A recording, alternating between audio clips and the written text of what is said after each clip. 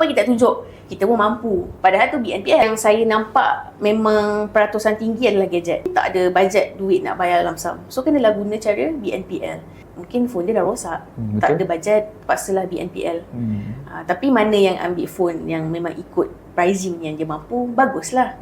Tapi ada juga segelintir yang mungkin nak phone lebih mahal, yang pendapatan pun biasa-biasa, tapi sebabkan nak canggih, nak tunjuk kat orang, kawan-kawan kan kita tunjuk. Yang sama sekarang kita kan ada influencer. Kan kita ada banyak orang-orang yang berpengaruh, influencer, tak kisahlah YouTube ke TikTok ke kan, tunjuk contoh model baru ataupun contoh barang baru kan. So kita yang mungkin belia-belia muda ni teringin, kita pun nak juga, sebab kita nak follow zaman semasa sekarang kan, zaman viral. Kita pun nak ada juga. Sebab apa kita tunjuk kita pun mampu. Padahal tu BNPL.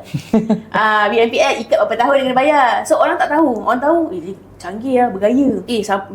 Pakai yang benda viral lah, macam dia akan satu impression yang tinggi lah. Macam orang akan hormat. Orang akan hormat, orang akan respect. Behind the scene sebenarnya peminjam tu terikat dalam struggle lah nak kena bayar bulanan.